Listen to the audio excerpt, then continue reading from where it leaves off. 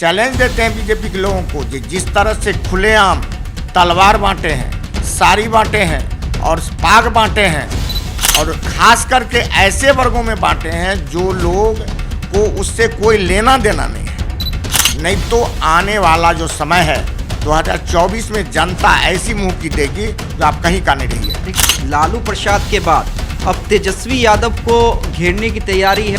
उनकी चाल पुरानी हो गई है, वो अपने चाल में जो करना चाह रहे हैं सब परिलक्षित हो जा रही है, जनता सब समझ जा रही है और निश्चित कार्रवाई हो गया। और सरकार ये यदि तत्पर नहीं रहती तो ये लोग तो अपने मंसूबे में पूरी तल्लीन थे जो हम सफल हो जाए।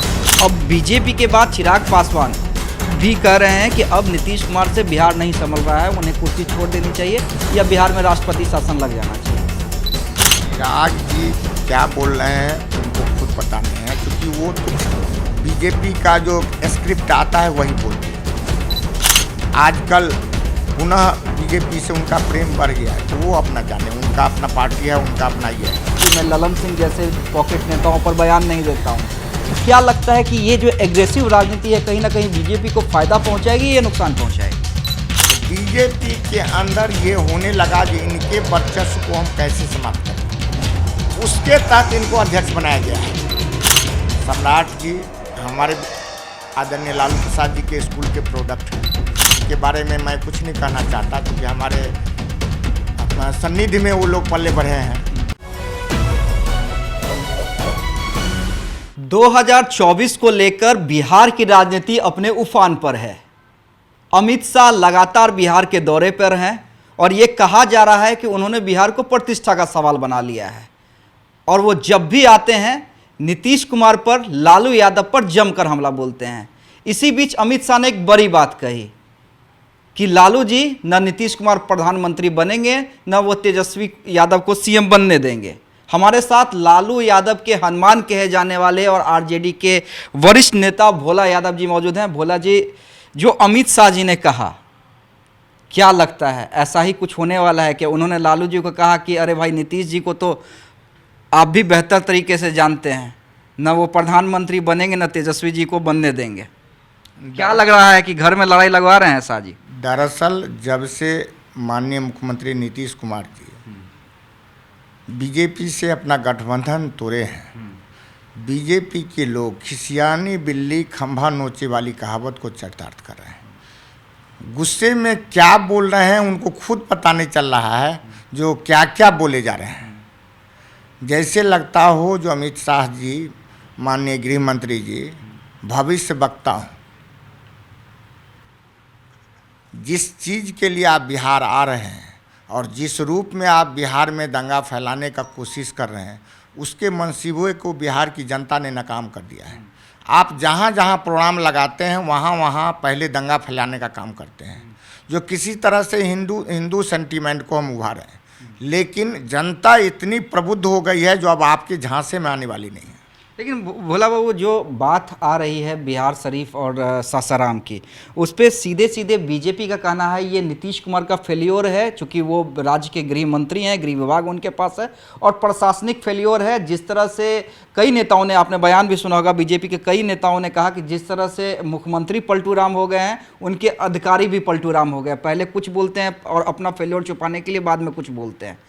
सवाल ये है कि आप लोग कह रहे हैं कि बीजेपी करवाती है, तो भाई सरकार आपकी है राज्य के अंदर, तो आप लोग दोषियों को चिन्हित क्यों नहीं करते हैं, चाहे वो पक्ष हो या विपक्ष हो? क्योंकि मामला तो घटित हुआ है। भोला जी, देखिए, जो बातें आप कह रहे हैं, बीजेपी के लोग की जो भाषाएं हैं, बीजेपी के लोग को जो हम सिंपल बात पूछना चाहते, जो रूट ये प्रोसेसन निकालने के लिए मिला, उस रूट पर चलने में क्या कठिनाई है? आप उस रूट पर कुछ लोगों को भेजते हैं और एक जत्था बना करके जहां रूट नहीं मिला है उन सब इलाकों में तलवार लेकर के, पाग बांध करके घुस जाते हैं। ये आप क्या चाहते हैं? राज्य को पुनः वो सांप्रदायिक दंगा में धकेलना चाहते हैं? आप अपने करनी को वापस लीजिए, नहीं वापस लीजिएगा तो जनता माफ़ नहीं करेगी। हम चैलेंज देते हैं बीजेपी के लोगों को जिस तरह से खुलेआम तलवार बांटे हैं, साड़ी बांटे हैं और पाग बांटे हैं, और खास करके ऐसे वर्गों में बांटे हैं जो लोग को उससे कोई लेना देना नहीं है। खास करके सामाजिक न्याय के जो लोग हैं उन लोगों के बीच में बांटे हैं, जिससे कि उन लोगों में हिंदू सेंटिमेंट को उभारा जा सके।